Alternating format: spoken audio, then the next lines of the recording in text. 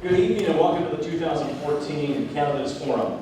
My name is Bill Ecret and I will guide you through this Candidates Forum this evening, serving as your moderator. I'd like to thank our sponsors tonight, the Multi-Flight Chamber of Commerce, the Columbia Basin Herald, the Multi-Flight Business Association, and KBSN KBRM Radio. Tonight we will conduct our traditional Candidates Forum, and due to the large number of contested races this year, anticipating very little time for audience questions, but we will try to get some in as time permits. And with that being said, candidates, if you would like to answer your questions in a shorter period of time given, feel free to do so. That will allow more time for you to get more questions. I'm sure a lot of you would like more questions, so we'll get those for you.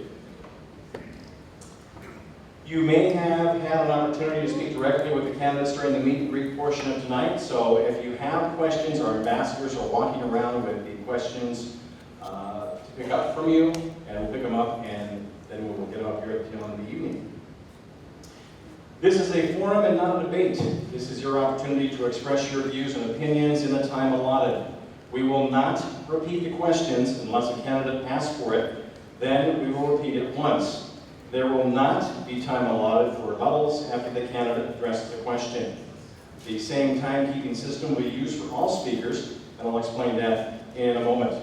The program is divided into three parts. In the first part, each candidate will have 3 minutes to speak on any subject he or she chooses.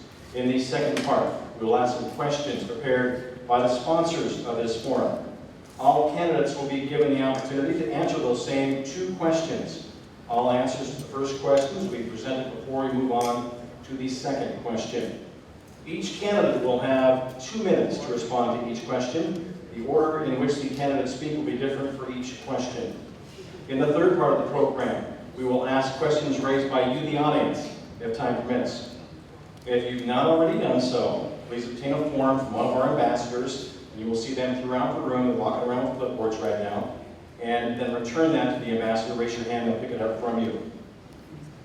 You may direct your question to one individual candidate, or to a particular group of candidates, or to any candidate who wishes to respond.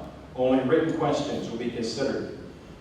Representatives of the sponsors will choose the questions to be asked, and will limit the number so that we can leave here at a reasonable hour and to eliminate duplications. Now we move on to timekeeping. When we say 3 minutes and 2 minutes, we really mean 3 minutes and 2 minutes. To help us keep track of time tonight, we have our official timekeepers. They are Jordan Hamilton, our Multi-Flight Chamber of Commerce President, and also Nathan Pack, your Multi-Flight Business Association President. The speakers will be able to see a lighted box on the table. It operates very similar to a traffic light. Our timekeepers will show you this shortly.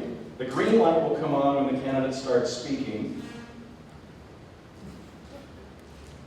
The yellow light will come on when the remaining time reaches 30 seconds, and the red light will come on when the time is run out. If the speaker has not stopped speaking by the time the red light comes on, that audible signal will sound.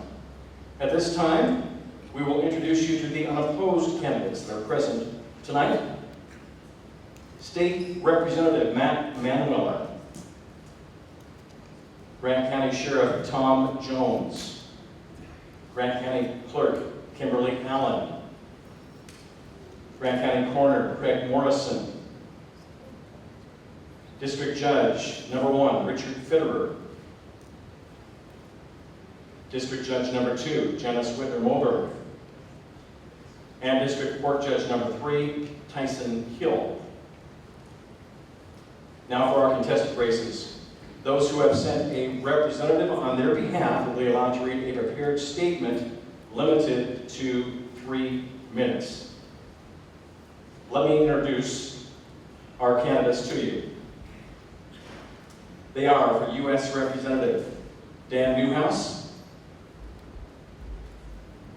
also for U.S. Representative Larry Stickney, representing Clint Didier. State Senator Judy Warnick. Also for State Senator Mohammad Saeed. State Representative Tom Dent. Also for State Representative Dannette Bolyard. Grant County Commissioner number 3, Cindy Carter. Also for Grant County Commissioner number 3, Randy Zolman. Grant County Prosecutor Angus Lee is not here tonight. He will be represented by your Civil Deputy Prosecuting Attorney, Mr. Lee Pence. Grant County Prosecutor position also, Garth Dano. Grant County Assessor, Lori Rammer. Also for Grant County Assessor, Melissa McKnight. Grant County Auditor, Michelle Jaderlin. Also running that position, Grant County Auditor, Jacob Taylor. Grant County Treasurer, Darryl Pheasant. Also in Grant County Treasurer, Casey Cooper. Grant County PUD Commissioner number 3, Larry Larry Chapman. Also Grant County PUD Commissioner number 3, Richard Hall. Grant County PUD Commissioner B, Bob Byrne. Also for Grant County PUD Commissioner B, Noah Zimke. Now we will have each candidate or representative give their opening comments. Remember, you are limited to 3 minutes each. When I call your name, please speak loud and clear into the microphone, and your time will begin. The light will alert you to when you are running out of time.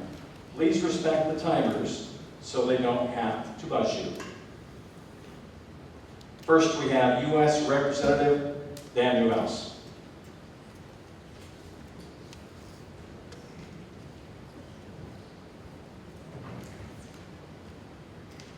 Good evening, ladies and gentlemen. Thank you very much for coming tonight. Thank you for holding this forum, Moses Lake Chamber. I appreciate the fact that so many of you, even on a Monday night football evening, are here taking part in your government. We have some very important decisions to make, not the least of which is a new congressman for the 4th District. My name is Dan Newhouse, and I want to be your next congressman. Let me tell you just a little bit about myself. I was born and raised in the Lower Yakima Valley. I'm a farmer. I've been very involved in my community, my church. My wife and I have raised our 2 children in Sunnyside, where we were also very involved in their activities growing up. As a farmer, I was also very involved in what we call ag politics. Many of the organizations that my commodity groups I was a member of held many offices in those organizations. In 2002, I was elected to the Washington State Legislature, served 4 terms as a Republican in the 15th District, where I learned many of the issues facing Central Washington and agriculture, as well as the state. Halfway through my last term, I was appointed by the governor as the Director of Agriculture for the state of Washington. And as the spokesperson for that industry, I also was able to stand up for our industry around the state, around the country, and around the world, where we promoted agricultural products, where I dealt with federal agencies and state agencies to preserve our way of life, to make sure that farmers and agricultural food producers could be successful into the future. Now, I'm running for Congress because I feel that America is on the wrong track in many cases. We have many issues facing this country, but I'm an optimist. I feel that we have a great future, but we have to have people in Congress who make the right decisions to make sure that we achieve that future that's in front of us. From the deficit that we face, it's almost $18 trillion, to a healthcare system, which I'm glad we're having a conversation, but people tell me every day that the Affordable Care Act is not the solution that they want. To immigration, a huge part of our workforce in this part of the state, many people say are here illegally, and we need to fix our immigration policies. Lots of issues that we face as a country, as Central Washington. I want to go to work in Washington, D.C., working with people, finding solutions to these problems, making sure that America gets back on the right track, moves forward to that prosperous future that we all want it to be. Thank you very much for coming. I look forward to your questions. Again, my name is Dan Newhouse, and I ask for your support. Thank you.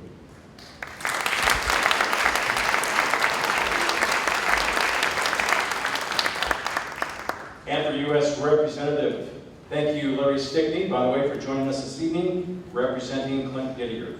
I didn't mean to sneak up behind you, Dan, but sorry about that. I just got a letter from Clint, and I'll just begin. Hello, Grant County neighbors. If you want something to change, you have to do something different. And I believe that's why you and a large majority of the people voted me in first place out of the 12 candidates in this August primary. To me, the biggest threat we face today as Americans is the escalating growth of the federal government. Ronald Reagan once said, government is not the answer to our problems, government is the problem. Now, I'm not anti-government. Government has legitimate functions spelled out in our Constitution. But folks, we are so far beyond that. From warrantless NSA domestic wiretaps, trillion-dollar bailouts, by printing money we don't have, to government-forced Obamacare, healthcare takeovers, constant assaults on our Second Amendment rights, and chaos on our borders. We are seeing our freedoms and liberties slipping away daily. To solve these problems, we are told that we need to elect someone who has experience in government. But if elected experience and intellectualism equals better congressmen and lawmakers, then why are things just getting worse? We keep electing professionals, and only to wind up disappointed time and time again. Our founders had intended the House of Representatives to be the House of the people, the commoners. That means everyday folks like you and me. If you're happy with the way things are going today, and want to follow the same path, well, I'll tell you, I'm going to present something different. If you're ready to try something different, then I'm ready to work for you and your family. I'm ready to take the tough votes needed to restore this great nation. And I would be humbled to represent you as your next congressman. And if I got 30 seconds, just to mention that Clint has taken strong exception to some of the rhetoric out there on the airwaves, and that he would urge you to go to ClintDidierForCongress.org website, push the truth button to get the real story on Social Security, Medicare, and veterans benefits. Thank you very much.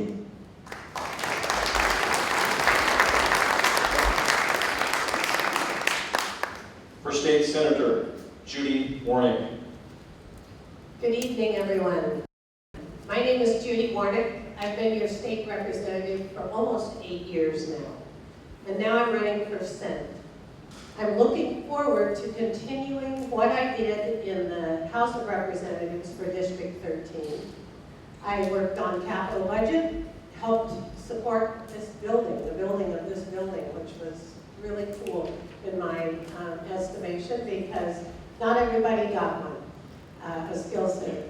But that's one of my prime focuses is education, all the way from kindergarten, pre-kindergarten, up through higher ed. We have to continue on the path of a good education for everyone, good teachers, good administrators, but that's our focus. And we've been told that even by the Supreme Court. I'm also focusing on water issues. I am also a farmer.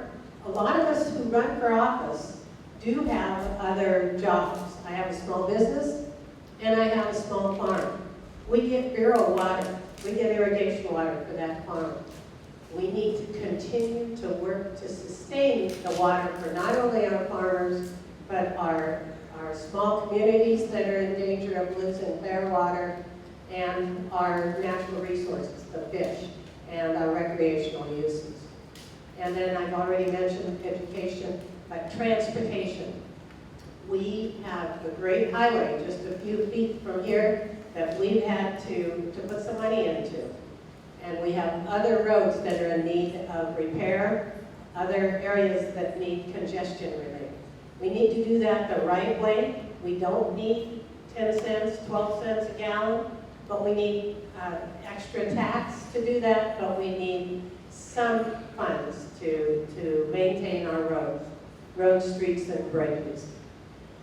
I have worked my way up in the House of Representatives to a leadership position. Right now I'm the caucus chair for the Republican caucus. That's third in line for leadership. Why would I want to run for the Senate now? I'm going to be starting over. starting as a freshman. But that doesn't mean that I'm starting over with the district, with the issues in the district. I've been here long enough to understand what District 13 is all about. We represent Kittitas County, Grant County, Lincoln County, and a slice of Yakima County, so it's a very large district. But I look forward to continuing to represent you. Thank you for coming out. This is what makes our system great, is participation in the political process. And I urge your support. I look forward to your support in November. Thank you.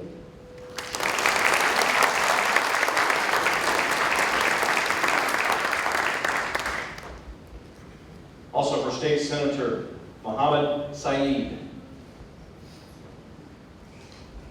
Thank you very much for inviting me. What's a great city, Moses Lake. When I arrived 32 years ago to establish my practice in Ecret, this town had only 5 doctors. Samaritan Hospital was almost difficult to survive. And this time I could have bought it by $300 an acre. Anyway, you can see how the development was. Anyway, I am running for state senate. I wrote a statement here. I would like everybody to read it. I already put it in my Facebook, public Facebook, Dr. Mohammad Saeed, which has a gift at 3 p.m. was 78,560 fans and likes from all over the world. So I am sure by the time I finish this year, probably 200 people already watched and read the statement. I was born in the port city of Haifa, Palestine. I went through Jordan as a teacher, as principal and teacher in Saudi Arabia, as a medical doctor in Spain. I graduated with honors, a PhD in preventive medicine and social from University of Madrid, then to Canada as Master in Public Health, and from Canada to the United States, the promised land. Anyway, my concern as I ran for public office several times, Congress, US Senate, etc., was to send a political message that I wanted to resolve the Israeli-Palestinian conflict once and for all by creating a democratic, secular state in the historic Palestine where Jews, Christians, and Muslims can live in a united country like ours in the United States with equal rights. You can go through lots of information here. I introduced that resolution to the Democratic Convention 3 times here in Grand County. They passed that resolution 1990, 2010, and 2012. This time I decided to run for state representative, for state senate, basically for business only. You will find in this statement how can I get investment to the district by $5 billion a year. You will see how. How can I reform the health system, which is out of control? How can I reform the Department of Health and Social Service, which is, shows that the lawyers are practicing medicine and the Quality Assurance Committee are not fit to monitor other doctors as they are practicing defensive medicine. How can I keep young children away from drugs and alcohol? I put my kids as an example, a medical doctor, a TV personality in Al Jazeera America in New York, and a business analyst with Warnick Commercial. Thank you. Thank you very much, and I have the back. Thank you, Mr. Saeed. Thank you.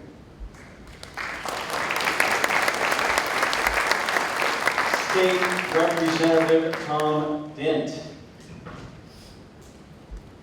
Thank you, Bill, and good evening. Thank you to the Lake Chamber of Commerce for putting this forum together. And you know, one thing about these things, you have to clean up and look good. And every time I do, my friend Todd says, "Boy, you clean up good, don't you, Tom?" For those, many of you know me, but I grew up in Othello. We lived there. I moved there with my family in 1955. It's the same year the water arrived in Othello. And as a young boy, I watched the water come down the West Canal for the first time. I didn't understand the significance of it, but as I've grown older, I realized we truly took a desert and transformed it into an oasis. It's an incredible project that our forefathers had the foresight to see. I'm a 37-year businessman in Columbia Basin in the aerial application business. My wife and I also operate a small ranch outside of town where we raise beef cows, buffalo, and alfalfa hay. I'd like to tell you why I'm running for office. I'm running because I believe we need experienced people serving in the legislature in Olympia. People with a background in business, people that understand the issues we face, and the problem-solving skills to do something about it. My issues are paramount is to our region is water, because without water, we have nothing here. We're all about water. Agriculture. Agriculture is our #1 industry in the Columbia Basin in the 13th district. All across this district, it's agriculture.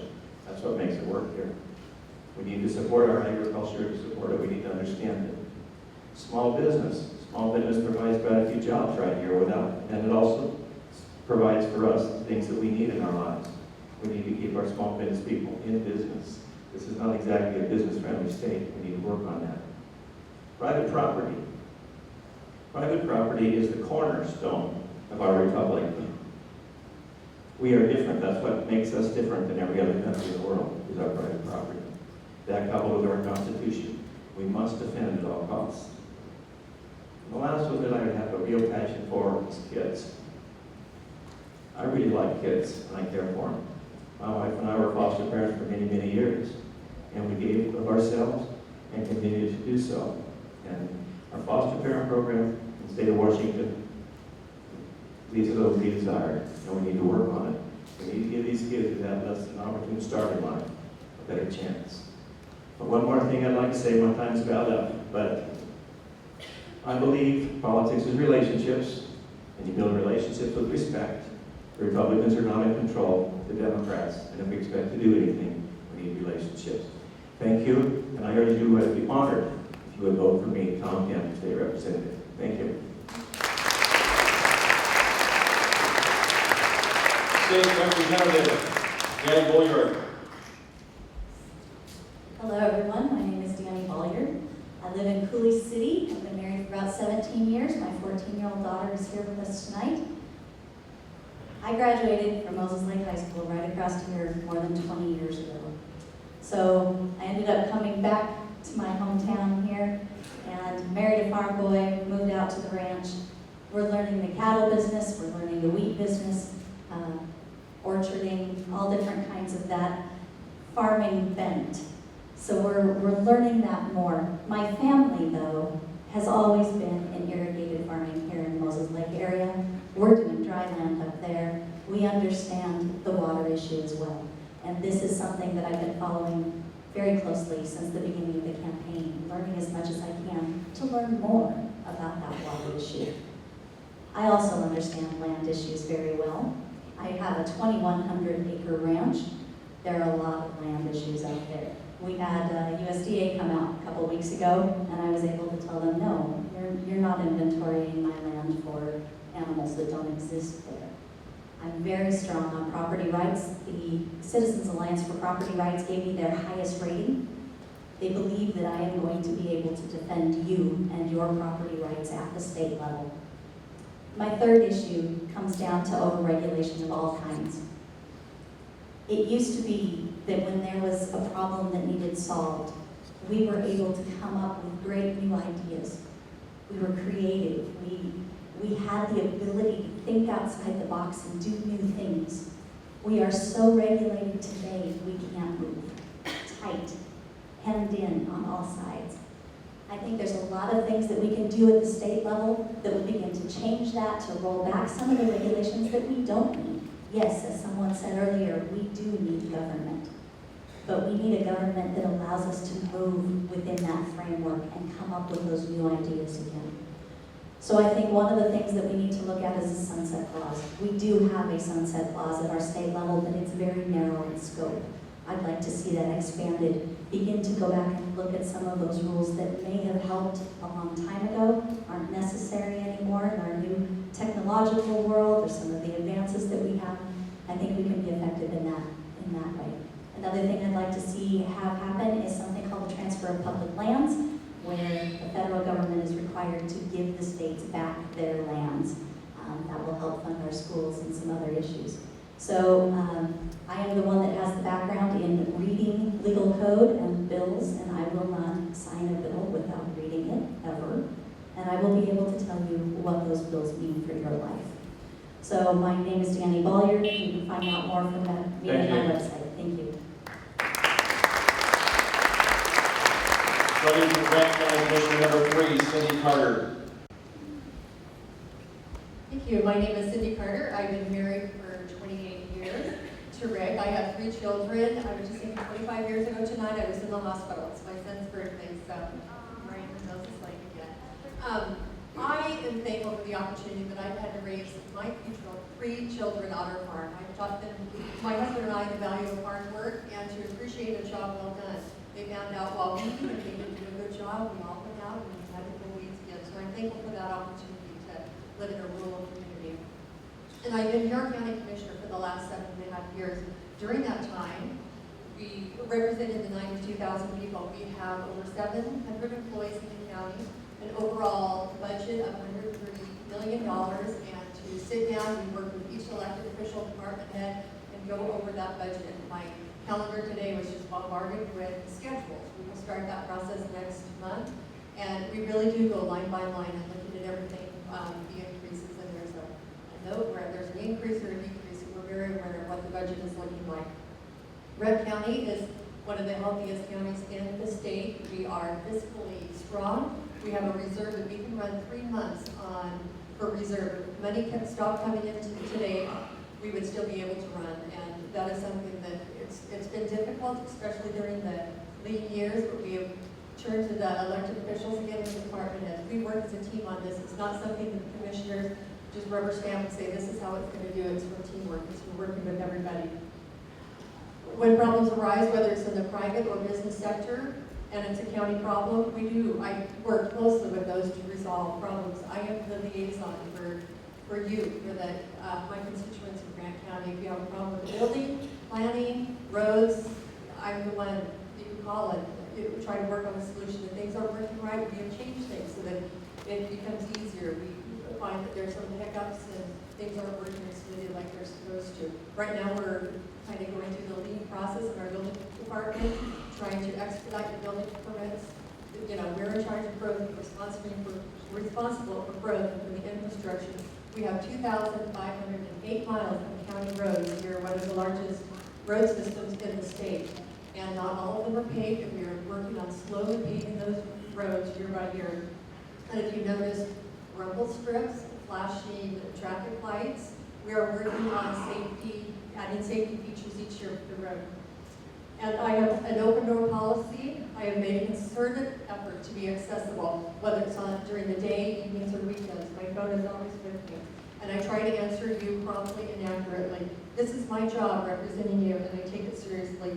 I will continue to dedicate my time to represent you.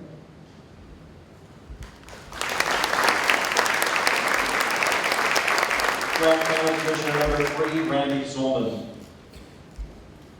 Hi, I'm Randy Zolman. I'm running for County Commissioner.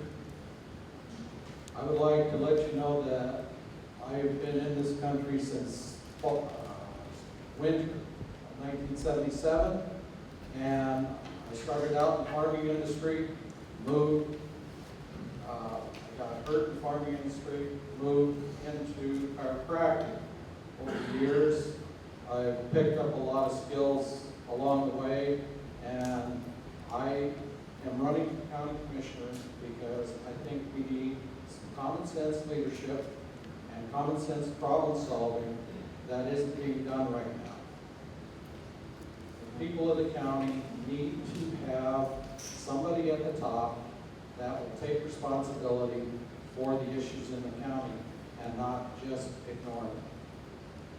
It's important for us as a county to have somebody to go to that will take care of the problems. If the problems don't get resolved, then they become an avalanche of other problems, and it just degrades the entire system. Another thing I'd like to see happen in this county is I would like to work with the port districts and the cities to bring more business into the county. And I would also like to work with the annexations of the cities to where the county doesn't lose all of their property taxes in the first year after the property's been annexed. I would like to see that scheduled out so that the county doesn't lose a revenue stream immediately and then have to pick it up someplace else. It can be graduated in to where the businesses that are coming in have a chance to get online, and then the sales tax pick up the differential. And that's why I'm running. I ask you for your vote in November. Thank you.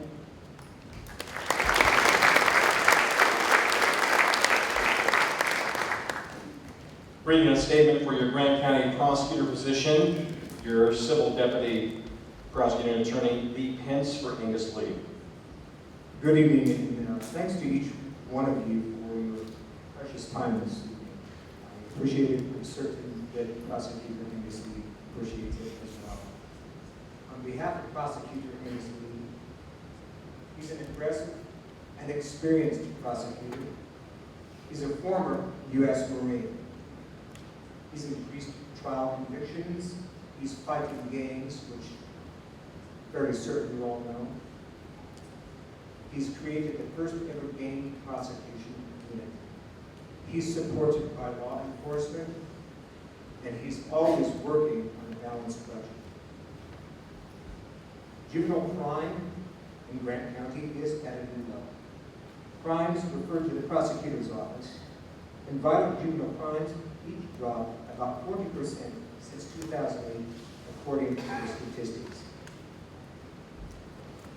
Prosecutor Angus Lee has been endorsed by the county commissioners, the Honorable Richard Stevens, the Honorable Cindy Carter, the Honorable Caroline Swartz, former county commissioner Leroy Allison, current county clerk Kim Allen, and he has been endorsed by Grant County Sheriff Tom Jones. On behalf, a statement from Tom Jones, thanks to Angus's leadership in the prosecutor's office. Trial conviction rates are at an all-time high, and the prosecutor's office willingness to accept quick plea bargains is at an all-time low. Again, thank you for your precious time this evening, and Prosecutor Angus Lee respectfully ask for your vote for re-election. Thank you.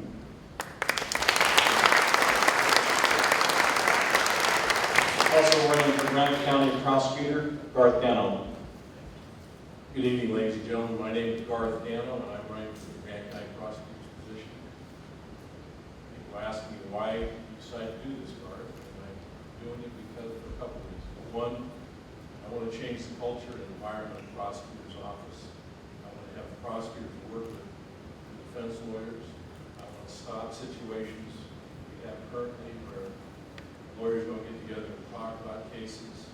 They send emails to one another rather than having effective communication. That's number one. Number two, I'd like to work with the county commissioners. I believe that my 34 years of experience in trying a whole vast array of cases, civil cases, criminal cases, have given me an opportunity to work in those areas and advise the county commissioners fairly on issues they have to avoid any taxpayer-funded unnecessary litigation, which I think is ongoing at this time.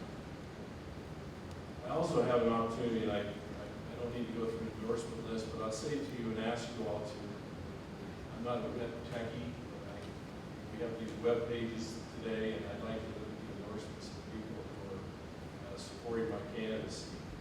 And most specifically, I have virtually all of the judges, retired judges, Superior Court judges of Eastern Washington, Supreme Court Justice Phil Talmadge, Court of Appeals Judge Ken Cotto. Mr. Pence mentioned the support and endorsement of law enforcement. Respectfully, I disagree with that. I've had an opportunity to go meet with all the various police officers and all the agencies, starting from Manawak, Royal City, Ward, Grand Coulee, Salt Lake, Freda, Moses Lake, Quincy. I believe that I have the endorsement of most of the officers in those various agencies. I think it's important just to know, personally, in my position, I stand up here and say a lot of self-serving things about myself. I want to commit to you. It's been said to me that all I'm about is for plea deals, and that's what I'm going to do, and I'm going to give plea deals and easy plea agreements to other criminal defense lawyers, and I'm here to tell you that's just not so. So if people tell you that, please tell them that that's a myth. Many myths have been spread about this campaign. It's been interesting. I'm glad I've run for this office. I've learned many things. I've had the opportunity to meet many people and listen to law enforcement. I intend to work with them very closely. I intend to go to the communities and talk to them. I intend to work with our officers to keep the conviction rates that we have. I think I can even increase the number and frequency with which convicted felons. I'm asking for your vote on November 5th.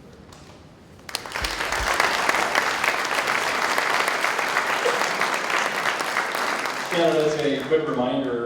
These are wireless mics, and I noticed that some of you are positioning them different places. I would position them up as close to your mouth as possible. Grant County Assessor position, Lori Grammer. Good evening. Hopefully you can all hear me. I want to thank everybody for putting this together and for coming out and becoming informed voters. There are many things that I could tell you about myself, most of which I think that you already know. So I will tell you a few things that you might not know. My husband is with me tonight, and he's here instead of watching the Seahawk game, which is where probably most of you would rather be. So thank you for coming and supporting me. The other thing that you may not know is that my filing, which has been reported in the media, has been no different than any other year. I've served currently 3 terms, so I've filed 3 other times. This is my 4th. I have never accepted campaign donations from anyone. I've never asked for them. I've never accepted endorsements from anyone, and I've never asked for them. The main reason for that is I believe wholeheartedly that the position of the county assessor should be beholden to no one. I owe no one any favors. I treat every property fairly and uniformly, from the smallest to the largest. The largest being RC Solar Grid, which happens to be right here. So that's an important message that everybody needs to understand. The third important message is why I'm running for county assessor. I am currently your county assessor. I am 4 years down in a 6-year legislative requirement of converting from cyclical method of valuation to annual. And I believe that it's important that we maintain a consistent and fair method of valuing property. I believe that I have discovered what that is and how that works in all my years of being in the county assessor's office. I started in 1989, so I've been there 25 years. I speak through experience, skill, knowledge, ability, and courage. I fight for you, and I wish to continue to fight for you. I would appreciate your support and your vote this November. Thank you.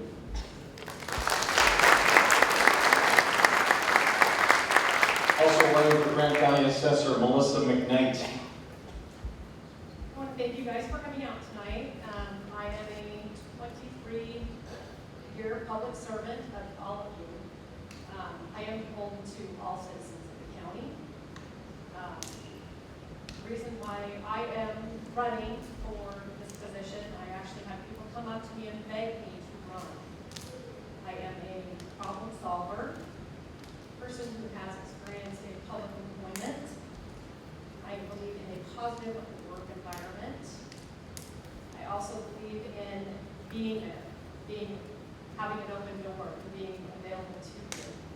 It's a full-time plus job. I watch my bosses work every day and on the weekends, and I'm okay with that. That's what I should be doing for you. It's not a part-time job. You can't get things done correctly if you're only there 2.5 days a week on average. I did not ask for any campaign money. It was given to me. People came up to me and said, I would like to help you. We need a change. I want to be that change for you. I want to work for you. I have a lot of knowledge of software systems. I have a lot of knowledge of how things are running and what needs to be changed, what needs to be pushed through. And I do run a clean campaign. Nothing about my opponent has ever came from me or my team, although that's not how things are being portrayed. So I just wanted to get that out there. I am married to my high school sweetheart of 16 years. I have 2 children. And unfortunately, they couldn't be here today. I have a sick child, so they're probably watching the game. So I would be willing to take any questions from you. If you have any comments to make to me or have any questions, concerns, my phone number, my personal phone number is area code 509-398-2297. I believe in answering you and when it's convenient for you to be able to talk. Thank you.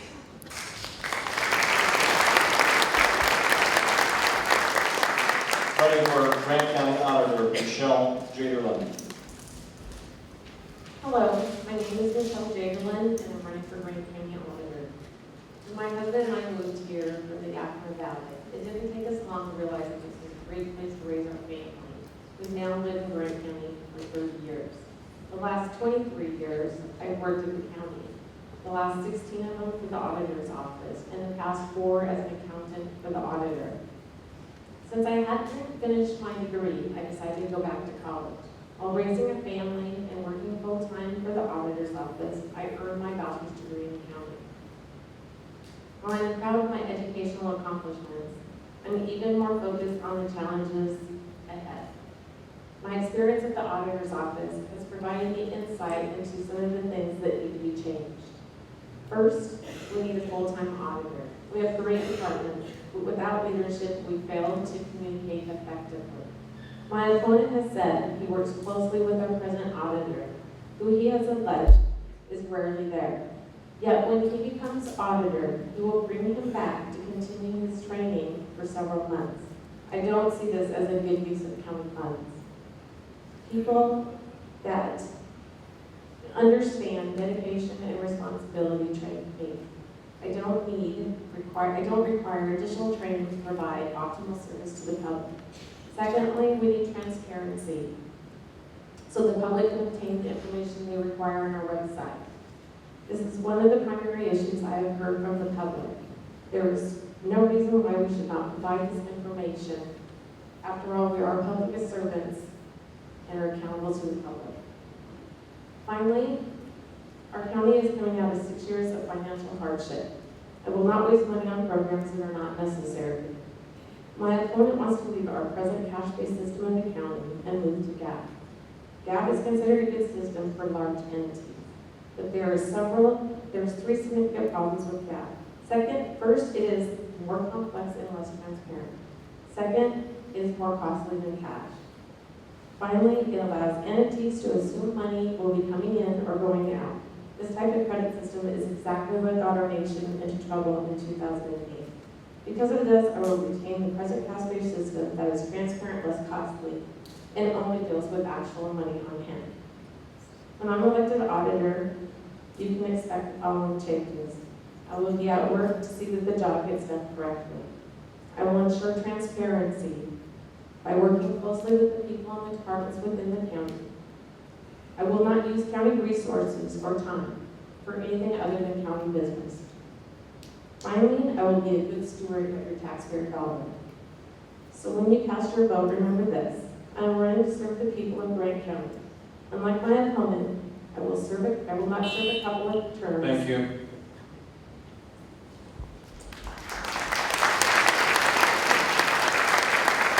Running for Grant County Auditor, Jacob Taylor.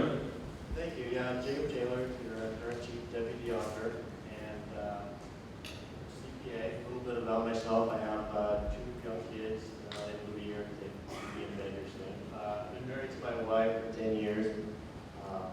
And the one thing that I've found, and I want to real quickly say I appreciate the forum and I appreciate the business being put on. And I appreciate all of you. As an auditor, it's important that we have turnout. So we need people like you. We need to encourage this type of thing. We need to get the word out so that our voters turn out and get voter turnout. The one thing I have found as I campaign is that a lot of people don't really know what the auditor does. So as I kind of explain my credentials, I'm going to explain the 4 areas that the auditor covers. One, the auditor is responsible for the financial records of the county. He's responsible for ensuring the integrity of the financial statements. And as a CPA and a former assistant state auditor who was responsible for auditing the majority of the complex financial statements throughout the Eastern Washington, I understand that. As my current job is as the director of budget in the county, so my responsibility is to put out those financial statements. And as my opponent mentioned, I do want to take us to Gallup, and the reason for that is that Gregg County is a population of approximately 92,000, and that puts us at about 13th in the state. And as of the 15 populations in the state, we're the only ones that still use cash basis. And up until 5 years ago, we were on the Gallup financial statements, and those financial statements provide a lot more transparency, contrary to what she said. They provide you with the ability to understand what assets the county has, what liabilities the county has. It provides you with a cash flow statement. It provides you with a whole lot of information. The one thing that I do want to let you know is the city of Moses Lake has and does prepare full GAAP financial statements, and their financial reports are 67 pages. Last year the county's was 27. So you can understand there's a lot more information that the city of Moses Lake is putting out there. You deserve that as taxpayers of Grant County, and I will provide that for you. The second thing is that the auditor is obviously in charge of elections, so he oversees the integrity of elections. And like I said, I believe that we really need to encourage voter turnout. So I've got a plan where I would work with the PCOs to get it out there and encourage voter turnout. I want to open up education programs where we go to the schools and we meet with the 7th graders, 10th graders and the 12th graders, so they know what public officials do when they graduate, and that they will be out there to do that. The third thing I want to do is I want to provide recorded documents online for you for free. You have the right to those. Thank you.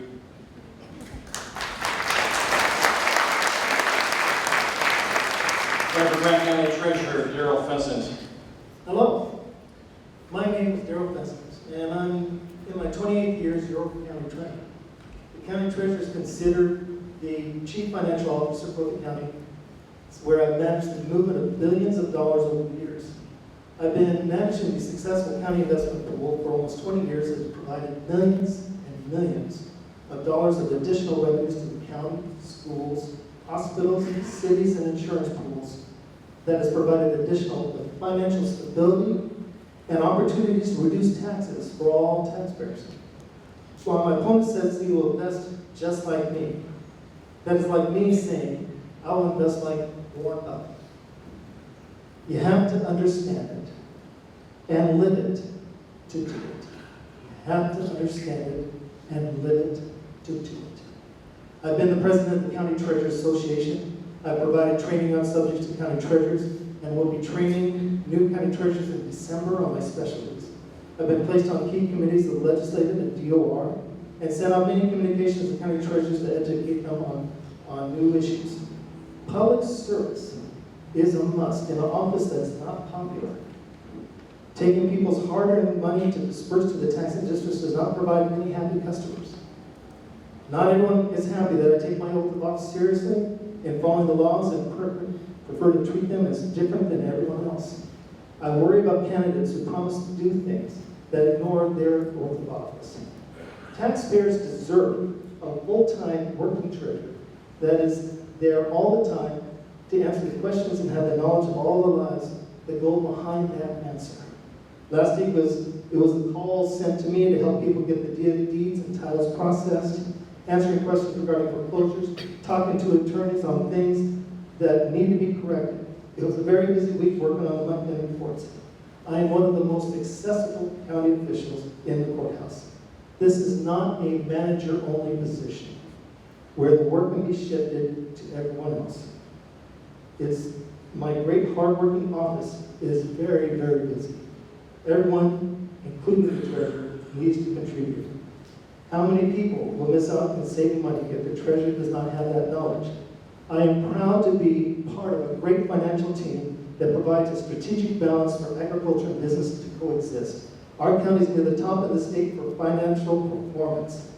Let me leave you with a couple thoughts.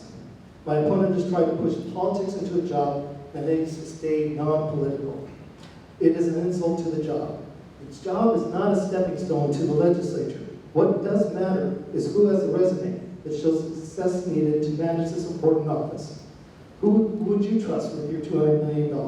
Why would you take such a risk with a person who has admitted they have no experience in any facet of the job?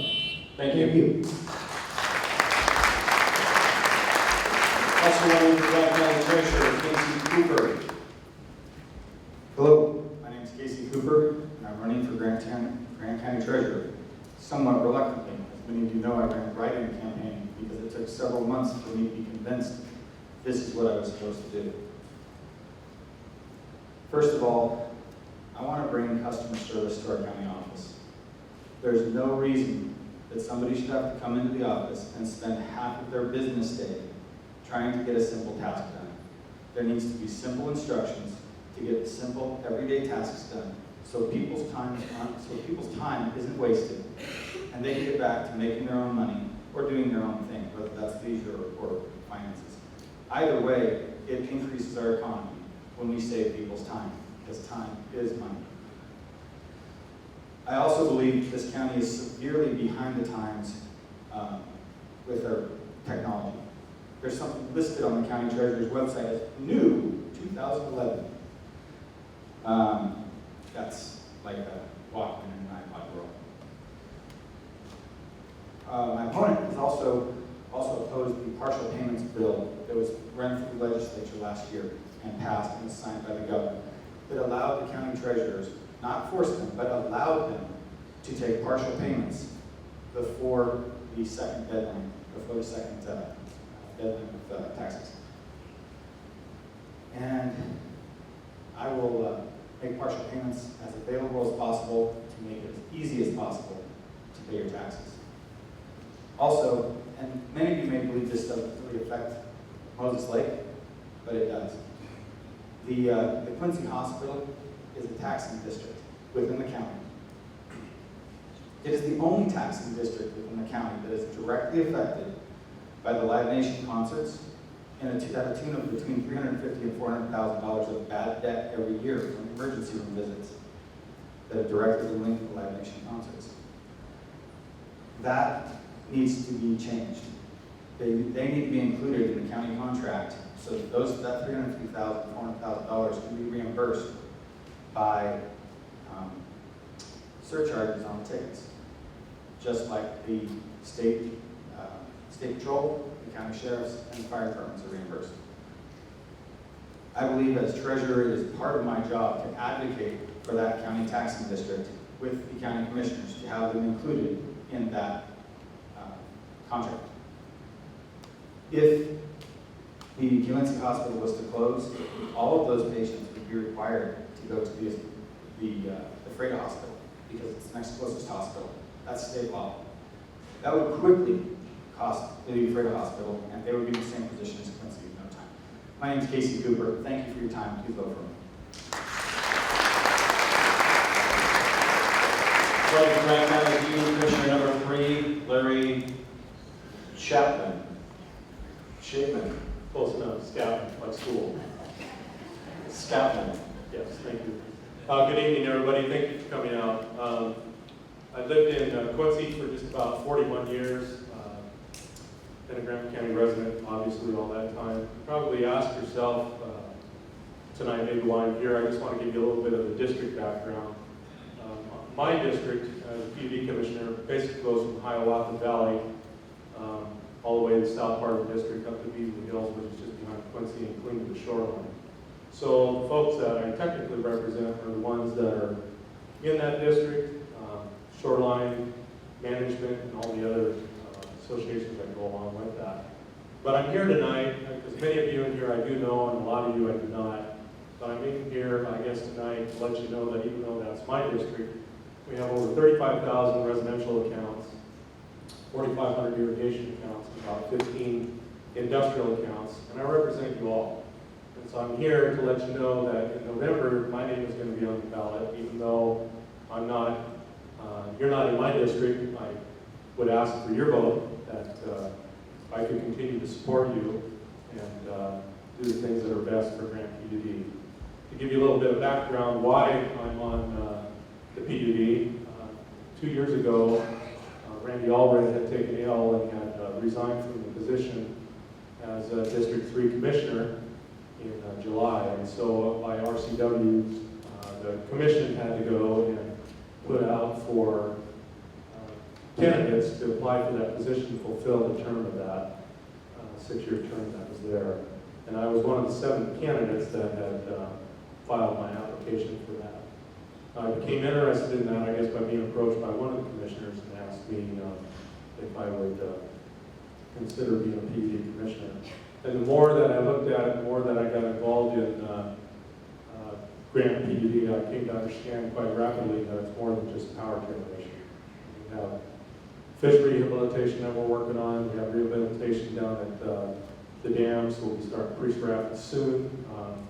One of them is wrapped up with the turbines, but we're still working on the generators. We have shoreline management that's being implemented after 50 years of being under one license. Now we have new license requirements that we have to protect the public lands that are down there, make them accessible to everybody in the county and everybody in the state because they're public. So those are some of the issues that we're working with, along with ongoing litigation in Crescent Bar and the growth that we've seen in Quincy. So I am here to say that I'm an advocate for you, and I would appreciate your support in November. And thank you for allowing me the time this evening and the time to come out and listen to us all up here. Thanks again.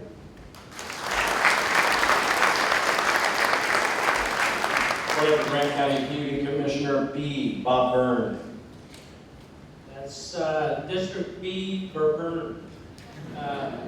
It's an at-large position. I represent the entire county, and there are 2 at-large commissioners. I'm running against Noah Zemke. And a little history, I'm a Grant County native, born and raised here, lifelong resident. I've got 50 years of experience serving my community. I've been in leadership positions throughout that 50 years at the local level, the county level, the state level, the national level. I've owned businesses in Spokane, Moses Lake, and Pasco. I founded and operated Lakeside Disposal and Recycling here in Moses Lake, and I've sold all of those and I'm currently retired. But I feel my life experiences have prepared me and did prepare me to serve you well as a PUD commissioner. Grant PUD is a big business. We have over 650 employees, which, by the way, is less than we had last year. In fact, it's the smallest number we've had since 2011. We reliably serve all Grant County residents. We have a $275 million budget. You need a business background to do this. I didn't intend to seek a 3rd term. Was not in the cards for me. However, things have emerged and things have come to pass that there are things I feel I want to address in a 3rd term. We're seeing unprecedented growth in the electrical power industry, and I think we need to be careful that we preserve our low-cost hydro benefits for the benefit of residents and irrigators and smaller businesses and our less intensive industrial customers. But we also need to balance that so that we are diversifying our economy and attracting good jobs to the area. And it's a fine line, it's a line we're in, it's a process we're in the middle of. I want to finish it. We need to enhance public recreation. Crescent Bar, 50 years. We need to give the public access to Crescent Bar. We need to maintain our financial health, have reserves to meet things like our Crescent Bar emergency. I have no agenda. I represent no one in particular. I'm the best candidate. I hope you will vote for me. Thank you.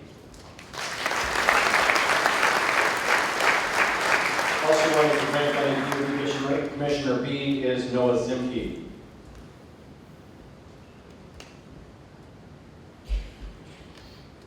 Hi, I want to thank everyone for their time and coming out this evening. I understand how much your time is worth to you, and I just want to make sure to say how much I appreciate that we live in a community where so many people care about the process of government. I know that when elected, I will continue to keep that notion firmly placed in front of you. The notion that the time that you put into the community should be matched by the amount of time that I will use to put into my job as commissioner. When I'm on the PUD Commissioner Board, I will use reasonable, mindful, educated calculations when it comes to the budgeting and policies of the PUD. As the cost of inflation has exceeded the rise in wages, we need to be mindful of the prices that we charge for irrigation and electricity. With managing the Information Technology Department at Takata, I understand the logistics of what it takes for a business to run. And I know that there must be a balance between general expenses and the projects required to keep those general costs from skyrocketing when equipment is left to age. When orders must be rushed, typically the cost of shipping exceeds the cost of the replacement. I'll bring this experience with me as I serve on the PUD Commissioner's Board. With 2 children in grade school, I understand the need to look forward on issues that will impact the community and the generations to come.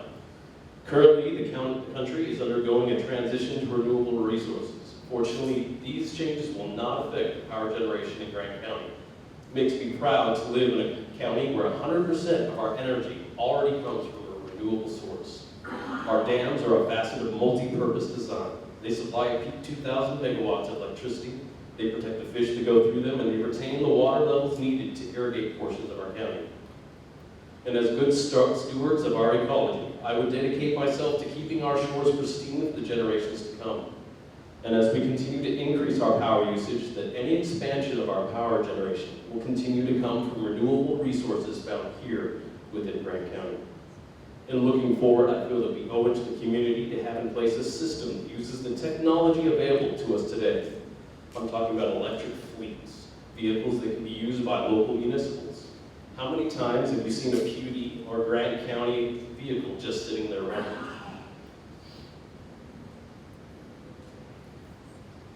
There was a study done in California in 2010 showing that there was a conservative cost savings of $4,500 per vehicle over a 5-year period. There are a lot of grants out there available to counties that want to use these technologies. The cars are replaced on their usual replacement cycles, removing the strain of purchasing entire fleets. This is not an instant transition. It has to work for the community. There are a lot of different vehicles, motorcycles, ATVs, jet skis, and boats. These would reduce the noise pollution and the risk of spills on the trails and in the water from fuel tanks and oil leaks. These are things that would go further to bring more tourism into the county, and revenue from the charge stations could be used in helping. Thank you. Thank you. At this time, we will dismiss those representatives of candidates who are not present before we go into the question portion of this evening. So thank you very much. And we're going to keep moving while the exit here. We have less than an hour, ladies and gentlemen, so candidates, be ready. These questions are for a 2-minute time limit for each answer. A 2 minutes for your U.S. representative position, Mr. Dan Newhouse. Why do we have the budget shortfall? And how can we solve the problem without cutting services for people in poverty, needing health care, and those with disabilities?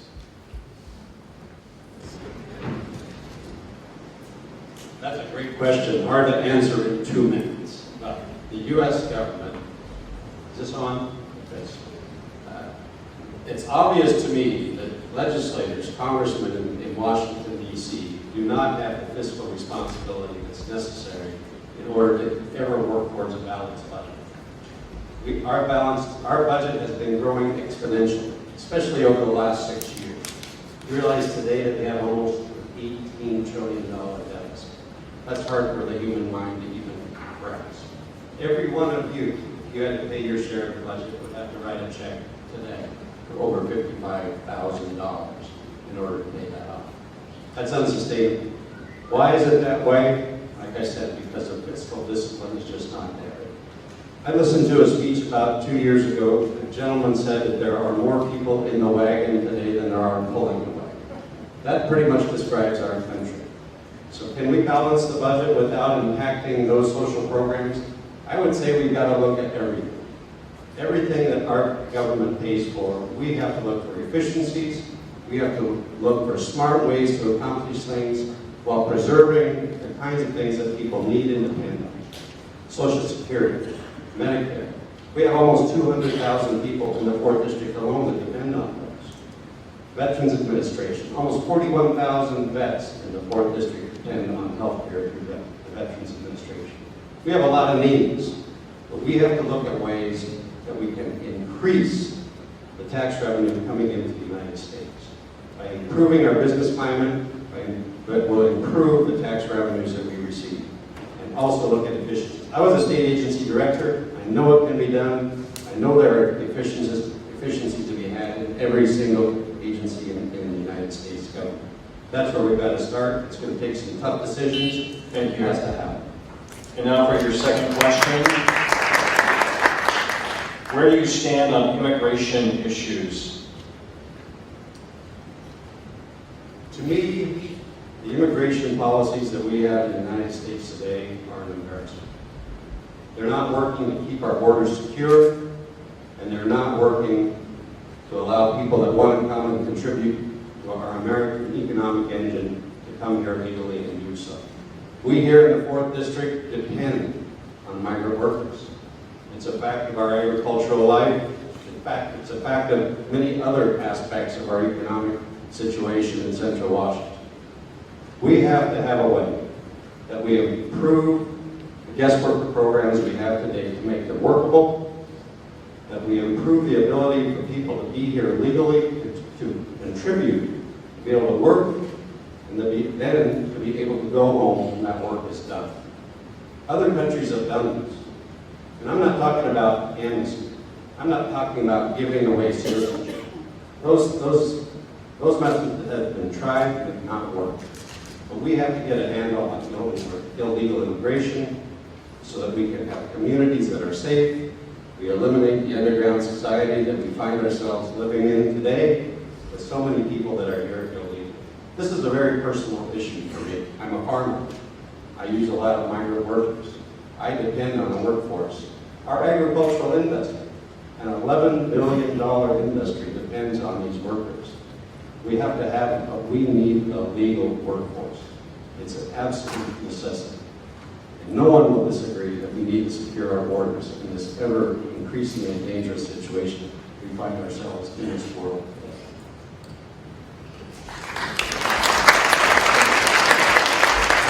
For the state senator position, Judy Warnick, here is your question. What are the 3 biggest issues facing our state and why? The biggest issue is our education issue. We technically are in contempt of court, us sitting legislators, because the Supreme Court has ruled that we're not funding education adequately. So funding of education, getting education correct as far as what we're teaching, how we're teaching our children, and even now there's the issue on the ballot, the class size. So I believe our biggest issue right now is education. Again, I mentioned in my opening remarks, water, and several people up here have mentioned that. We have too much water in certain sections of the state and not enough in other sections.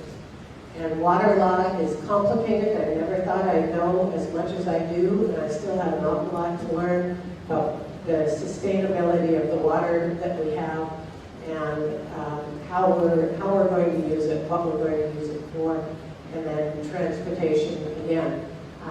We have One that we've not talked about, or I've not talked about, is protection of our most vulnerable, public safety issues, our vulnerable citizens, our DD community, disabled community, and our mental patients, our mentally ill people.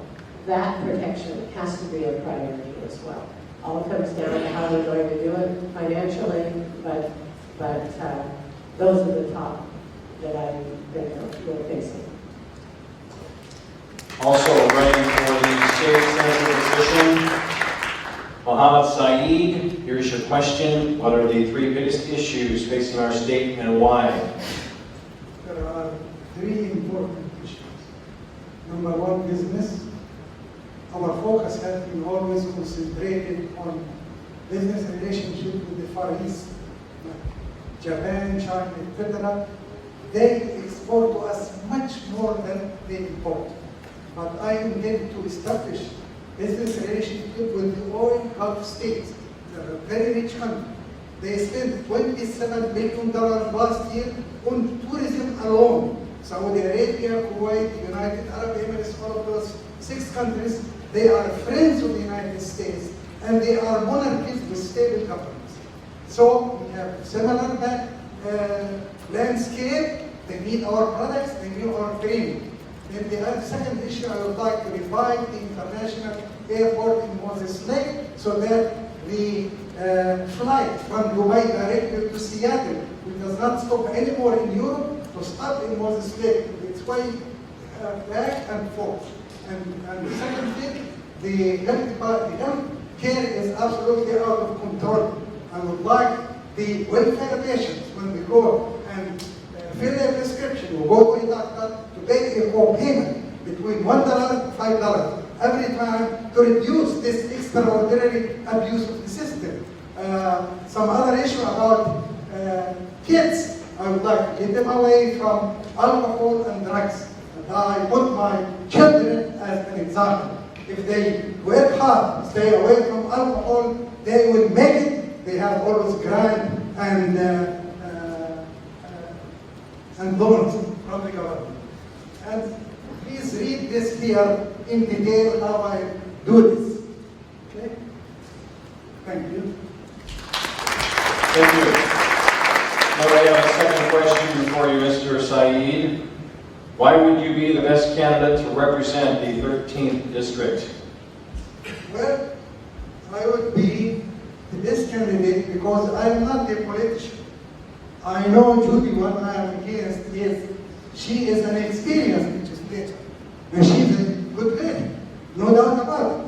But I believe I will bring more business to the district. I will reform the health system.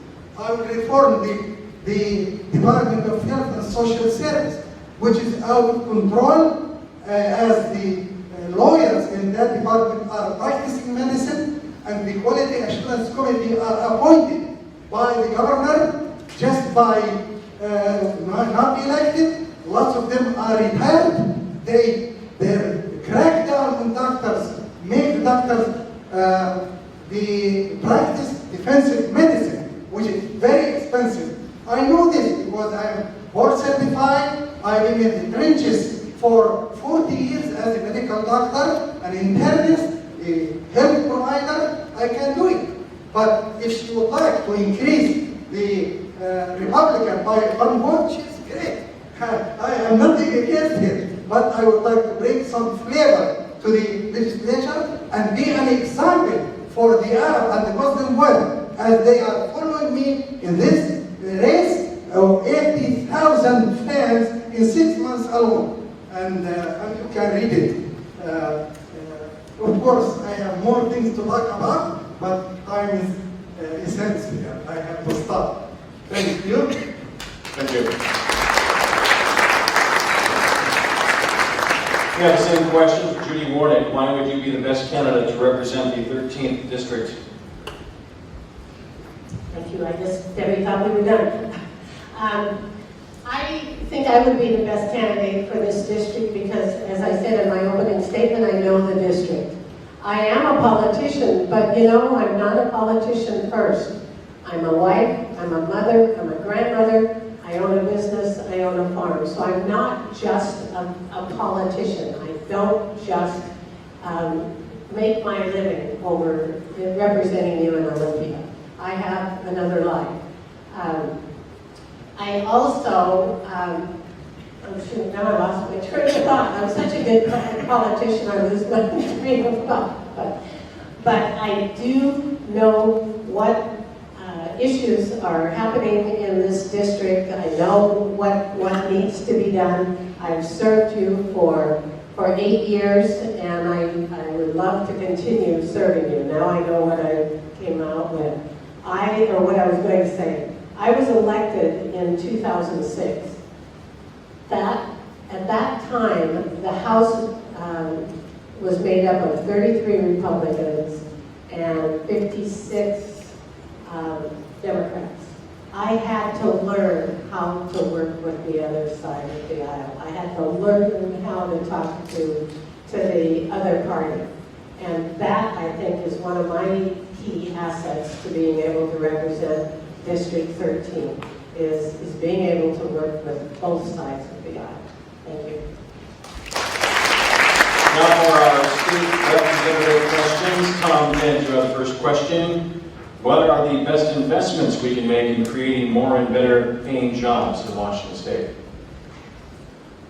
Well, one thing right here at home, we need to be sure that our tax preferences for our data centers and for our agriculture processors are continued.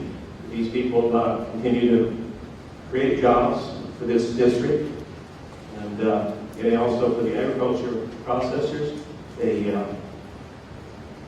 They process our fruit and vegetables, and if we can't give them some tax base here to improve and update their equipment, they can move somewhere else. They don't have to be here, and then we will lose the advantage of some of our crops.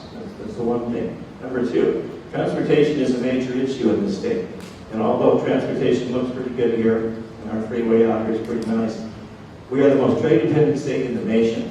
We must keep these roads up and working so we can move our products across that mountain. And every time a truck stops on that mountain and waits, it's $100 an hour it costs them to sit there. We need to keep our roads, we need to work on transportation. Number two, rail is transportation. We need to work on some things that help the rail work out their issues. So we have some real bottlenecks on the west side with the rail. There's 3 ways across the mountains with the rail. We need to help them find some solutions. Number 3, the ferry system. That's transportation. Needs some help. Plus we want to build a 100-mile bridge over there somewhere. We're going to have to help that. And number 4, airplanes, something close to my heart. Our airports, we have 64 NIMBYs airports in this state. Those are federal money, and we have 70 that are our state money. They're falling apart, and they do a lot for us right here in this district. We need to continue to fund them.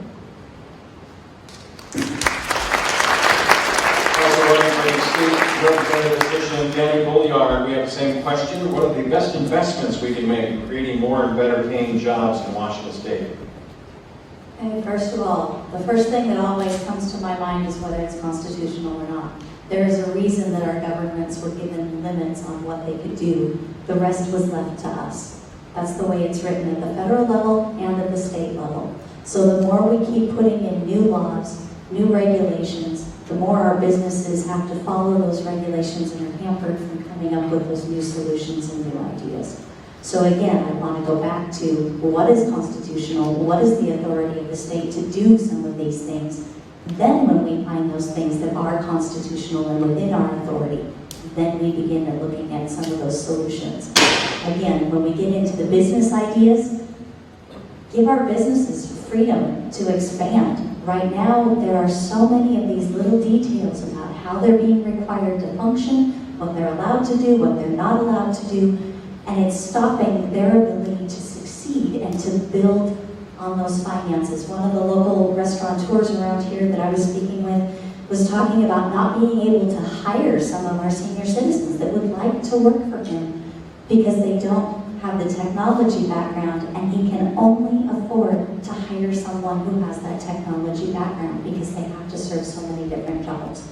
If we start reducing some of the regulations, which include some of the minimum wage requirements, which include L&I problems, which include workers' compensation problems, that some of these things we can begin to free up our businesses so they are able to add new jobs, not necessarily our government. Now we have a second question for you. Tell us what you know about the East High Canal. East High Canal was the second half of the Grand Coulee Dam project that was supposed to be built out way back in the very beginning. It was never done. So we have East Low Canal that flows through eastern Washington, we have, or through the eastern part of Grant County. We have the other section that heads off to Quincy. The East High was never built. The problem that we're dealing with out in Ritzville area right now is that that was never built. They were promised that they were going to be able to have water from this water project and told, in the meantime, you can use the groundwater. That groundwater's been being pulled out of there for 50, 60 years now. And it's coming up hot, it's coming up salty, it's unusable, it's going to begin to destroy the land. And actually is. So the problem becomes, how do we build out that other way? And that becomes a question. I've heard people say that it's not possible. I think it is. I think what we did here in the basin with building that dam and building the canal system was thought to be impossible as well. You go back and you read all of those documents and how many people said it couldn't be done, and we did it, and we turned the desert into a blooming garden. We can continue to do that. It's going to be tough work. It's going to be hard to figure out how to do it in an economy like we have today, but I think it's possible, and we need to build that out down to the east end and start irrigating that part of the desert, our neighbor counties. Dent, tell us what you know about the East High Canal. It's not finished. It's interesting how they put this project together and everything was done and a lot of things are not finished. They're not. Probably will never be finished. We have serious water issues. Odessa Aquifer, no doubt. The Odessa Aquifer, we were given permission to pump out of that by the State Department of Ecology. And they thought we would finish the project, the United States government. I don't believe the United States government ever will because there's too many regulations. And there's EPA is in the middle of it, other environmental groups in the middle of it, probably won't happen. That's why there's such a, they're working so hard right now to get water out the Odessa Aquifer through a pipe that comes down right here just east of Moses Lake. There's a lot of private money that's been put up to do this, and we hopefully, it'll work. I also think that the state of Washington has a little bit of responsibility here because they said we could pump that water, and then they kind of just went home and forgot about it. So we need to draw them into this picture as well. We need to finish this. We owe these people out there. There's a huge amount of investment east of Moses Lake, and if you don't believe that, just next time you go to Spokane, take Wheeler Road in Brisbane and look at the amount of center pivots and investments that's been put in out there. We need that water, and we need it sooner than later. And there's a group of irrigators that are working hard on it right now, see if they can make that happen with private money. And there's some issues there that they're working on. Hopefully we can find some answers for them so we will continue. Thank you. For the Grant County Commissioner number 3 position, first question goes to Cindy Carter. You feel our county is best represented with 3 commissioners. Why or why not? Please explain. Well, I like having 3 commissioners because this county is huge, and when we divide up the county and I have the west portion of the county, it is hard to answer all the questions. I've already received a couple of calls today, and to get back to them in between the meetings that we had, it's hard. So I believe that 3 is a good representation of the county, and I think what's important though is working with your constituents, getting to know them, going places, answering the phone. It's when you're not answering the phone, you're not aware of what's going on, that's when you have problems. Same question for the Grant County Commissioner number 3 position, Randy Zolman. Do you feel our county is best represented with 3 commissioners? Why or why not? Please explain. I think with the breakdown of the county itself, the way that districts are set up, 3 commissioners is plenty. If we increase it to 5, because it would have to go to 5, you're going to increase your debt load out of, or not debt load, the monetary takeout of the general budget to put 2 more commissioners on. It would make it easier to work within the commissioners. As it stands now, anytime 2 commissioners are in the same place, you have to have a public meeting, more or less. There. So it's makes it difficult to work with the other commissioners, except through an intermediary.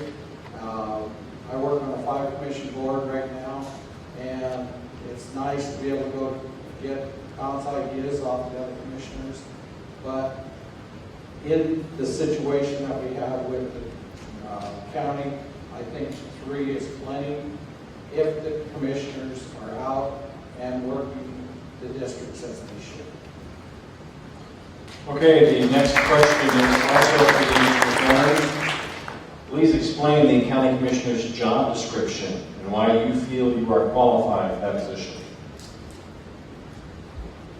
The main job for the county commissioners is to set policy and oversee the budget for the county.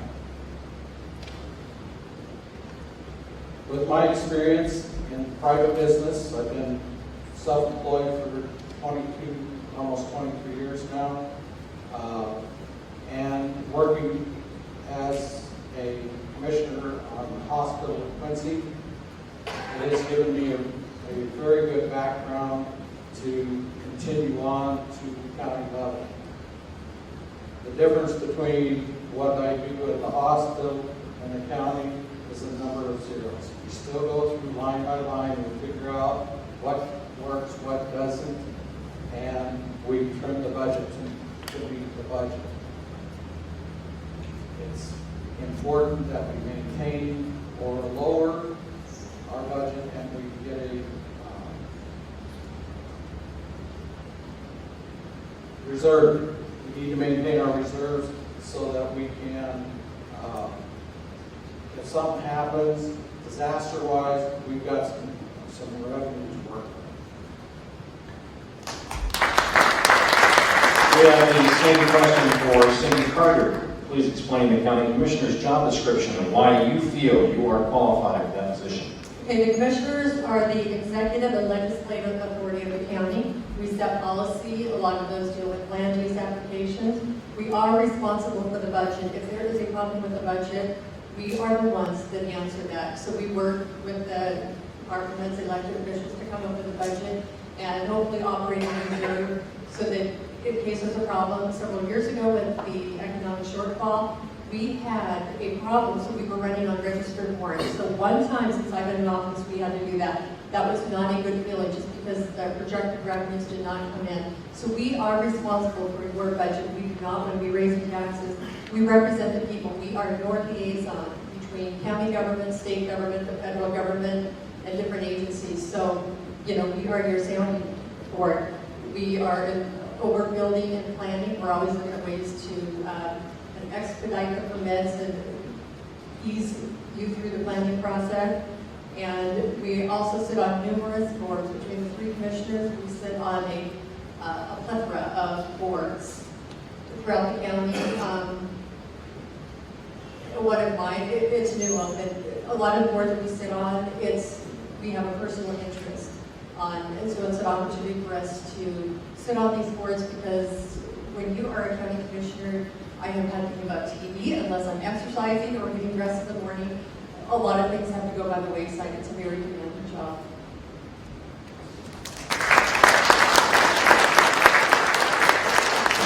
For the Grant County Prosecutor position, Mr. Garth, Dano, how would you improve the office within the parameters of the current budget?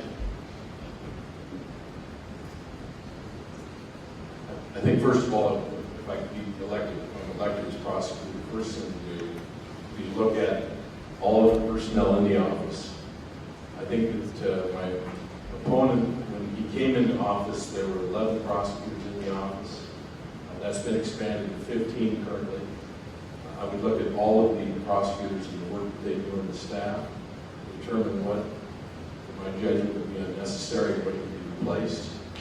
First of all, in that regard, I believe that there's probably too many prosecutors currently in the office as I see it, from my observation on the outside. I think there's a need probably to eliminate 1 or 2 positions. That would immediately save the taxpayers a couple $100,000. I also, with regard to how to save money, one thing that I'm very concerned about is the fact that our jail was built in 1986 to house 85 inmates. It currently houses around 200. When I hear my opponent say, Mr. Dano just wants to do quick plea deals, I just want the public to understand that, for instance, there are 700 to 800 felony files in our courts, in our Grant County Superior Court every year. Only 37 went to trial last year. That means that the other 763, or whatever the number was, there was some plea deal. In other words, there was some agreement between the defense and prosecution as to the disposition of that case. So what I would propose to do is within 2 months, rather than 9 months it's taking currently to prosecute someone, to get that person prosecuted within 2 months, have an agreement made on that, which would eliminate the cost to the county taxpayers for housing those inmates for unnecessary length and delay. And now for your second question. Illegal drugs, distribution and use have been identified as a huge problem in our county. What are 2 other major issues the prosecuting attorney's office will face? I think that what we'll face in the future, or we face now, I guess I didn't quite understand the question. I think, in my belief system, I believe that there's about 20% of our population that has no moral compass. And what I mean by that is I think that no matter how much we legislate, no matter how much money we throw at the problem, no matter how much we try to prosecute to make ourselves feel safe as citizens, there's about 20% of our population that just doesn't care. And they're going to steal your stuff, my stuff. That is a huge problem. And I think that's a systemic problem. I think it's a societal problem. I think we're going to have to probably do more block watch programs. We're going to have to look out for ourselves and one another. It doesn't just come to the prosecutor's office to solve that or convict more people, and that's going to make us somehow feel safe. So I think that's a big societal problem, and one thing that we're facing as a society as well as the prosecutor's office. That's the other thing that I'm concerned about. I hear that there's a decline in gang violence.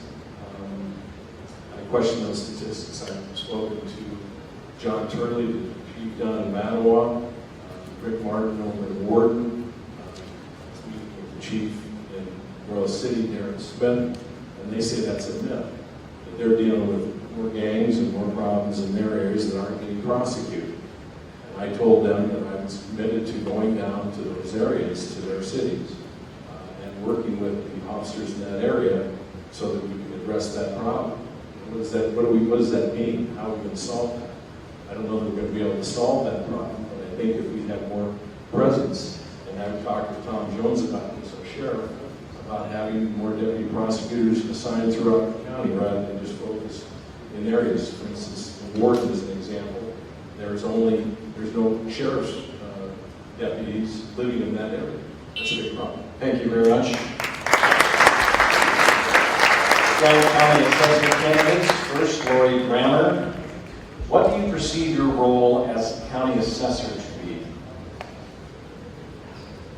My role as county assessor is to set value to your property fairly and equitably so that there is no difference in the level of assessment from one property to another, regardless of size. Also to administer to exemption programs. I know Judy Warnick talked about the more vulnerable of our community. We have a senior and disability exemption program that the state approved, and it is administered at the local level. The other is to set value to personal property, make sure that everybody lists it appropriately, and pursue those who don't list it appropriately, so that I have everything covered fairly and equitably for the purpose of distributing value for the collection of property taxes, which is covered under the Constitution. For Grant County Assessor, Melissa McKnight, what do you perceive your role as county assessor would be if elected? The county assessor does have to make sure that everything is appraised fair and equitable. That's everywhere in all aspects of the county. Not only that, and it's not that is what the assessor goes out and does herself. They have staff for that. You have to be able to be there to manage your staff. You have to be able to answer the citizens when they have a concern, a complaint, an issue. It shouldn't take 8 months to get something straightened out. Yes, you do have the senior exemption program, you have the current youth programs. You have to be a good steward of the citizens' money, your taxpayer dollars. You can't be out there wasting it. Having people come in every year to the Board of Equalization, just because you can raise them back up, that's not okay. There's a reason why there's a checks and balances system. You can't just have that attitude of, I'm an elected official and I can do what I want. I can do, if I don't like someone, I can just fire them. There is a union, you have to work with them, and otherwise you put the county in a situation. You have to work with county departments as a team. You're working with the planning department, you're working with the treasurer's department, the auditor's office, and you make sure that you do that together for you. Thank you. Next question is also for Melissa McKnight. If elected, what will your goals be as county assessor for the next term? Wow, that's a big one. First of all, there needs to be a positive change with the attitude in the office. When you go in the office, there shouldn't be a tension in the room. Customer service is a big thing. If a person has to leave the office with the citizen to go to the treasurer's office or the auditor's office, we have an old building and it's kind of like a maze, and sometimes our people get confused. And it's, well, go down here, go down there, and talk to them about this. Go with them. Make sure that their issue is being taken care of. If they need to come back, help them back. Once you get them taken care of, you're on with your day. It's not a constant, by the time they've done this 5 times, they're in another office complaining because they're totally lost. It shouldn't be like that. The GIS department was taken away from the assessor's office. It's housed in the planning department. There needs to be a little bit more work together to get some things straightened out with that. The program TerraScan is not working a lot. It either needs to be fixed and require them to contractually follow the contract and make it work, or it needs to be replaced, unfortunately. This is actually going to take a long time. There's a lot of inequities in agriculture. I have a lot of farmers coming to me saying, what's going on? That needs to be fixed. We have residential places that have the exact same layout, the exact same lot size, the exact same everything, and there's a huge inequity. You can talk to lakefront property owners. You can talk to realtors about this. So remember to vote for me November 4th. Thank you for your time. Well, the same question for Lois Grammer.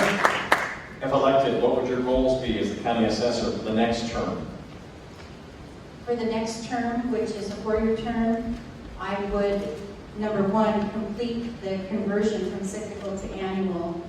I'm 4 years down in a 6-year process, which is a requirement under state law.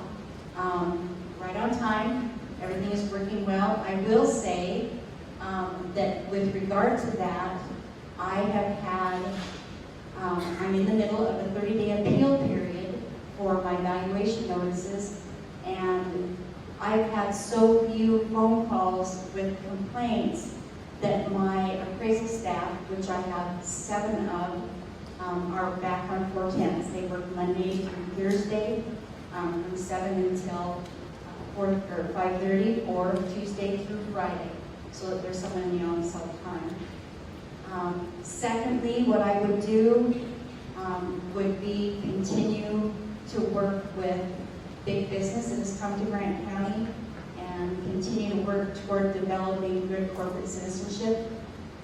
We have a lot of big business that has come to Grant County, which is what brought us through the financial strife that we saw a couple of years ago or a few years ago.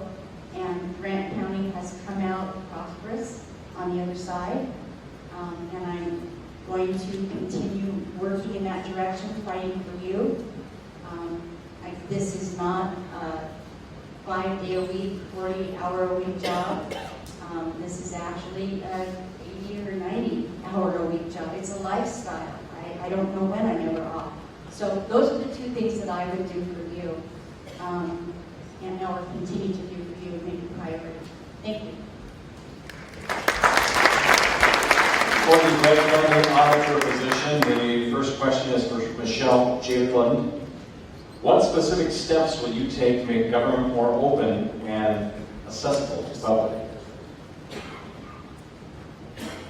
I think first that we need to make sure that we have a transparent office and that we have somebody there and available to answer questions, and make sure that all of our records are scanned and indexed and available to the public.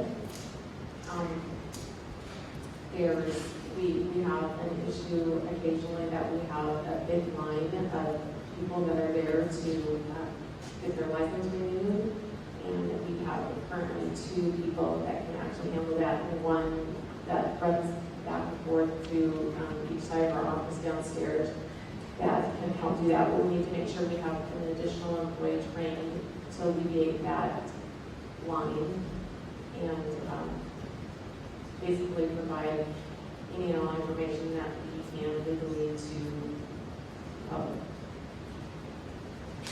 We have the same question for the Grant County Auditor position. Jacob Taylor, what specific steps will you take to make government more open and accessible to the public?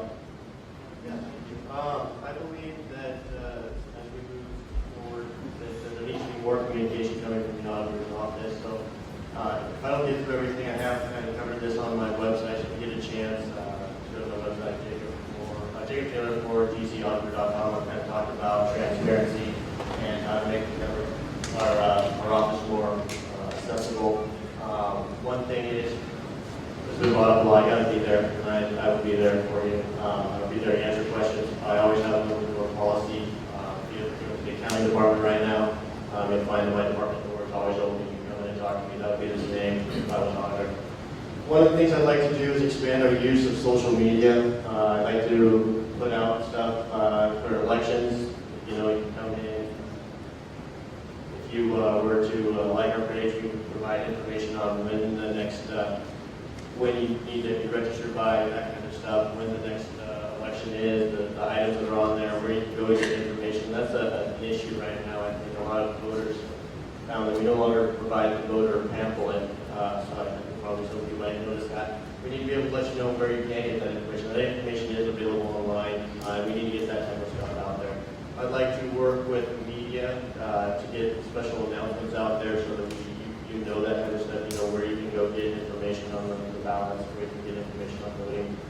As far as transparency, I've talked about increasing the financial statements. There really are a lot more transparent information that you can be provided. One of the things I'd like to let you know, I would provide monthly financial statements so that you can see things on that's actually happening. You go to the website and see where our financials are, what our reserve is, how we're doing. I also want to provide information such as how much federal money are we receiving, how much state money are we receiving, what is the likelihood that we're going to continue receiving that, give you updates on where the state is, where the federal is, how much other things. Those are important to know.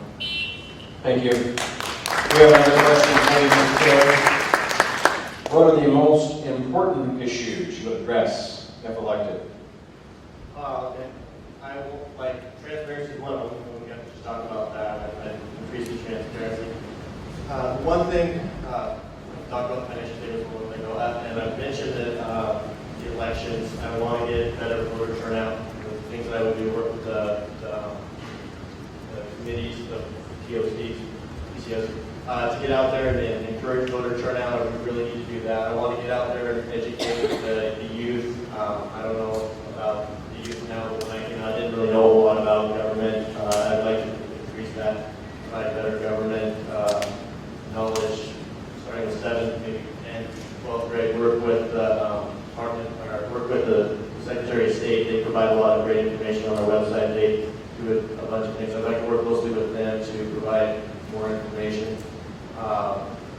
As far as I would like to help with the expediency of getting your tabs. Your tabs right now, sometimes you come down to the county, and like Michelle said, it can take a long time. My plan is to actually help cross-train so that recorders work with the Department of Licensing and move it to one side of the building that will, or one side of the room, and give you 4 options to renew your tabs so that we can get those done quickly. You don't need to be sitting in line for 30, 40 minutes when you're on your lunch break trying to renew your tab. And that's what happens sometimes around the 29th, 30th of the month, as you can see. The other thing is I'd like to add a kiosk right in the office down there so that you can come down and do it online, and then we can print them out right there so that you can have that information. That won't include any extra employees, just an extra computer. Do it there, we can help you get through that and get you those tabs and get out to work with you. So. We have the same question for Michelle Jiggerland. What are the most important issues you would address if elected? Once again, I think the transparency, we need to be able to provide all the information that we legally can. I also agree that we need to make sure that we provide financial information out on our website for the public to be able to attain with that. I've heard that some people would like to know when it's budget time what the departments are actually asking for in their budget prior to us just making that decision. They would like to be able to know what they're asking for. And I think that if we could provide that information, that would be an interest for the public. And then we should be able to post out online our budget for the public. Once it's decided and everybody's given their yearly budget, that you can get out online and look the information up. And once again, the lines downstairs, and we can talk about having a kiosk machine come in and be able to alleviate some of that line. A lot of the people that come in have a lot more questions that need to be answered than can be provided on the kiosk. We would like to have a checkoff system that when you walk into the door, you can pick up the checkoff system, the checkoff list, and look at it and see if you don't have something that you need at the time that you're there, that you can come back and get your tabs quicker once you have all the information in hand, so that they can provide you your tabs in a speedy way.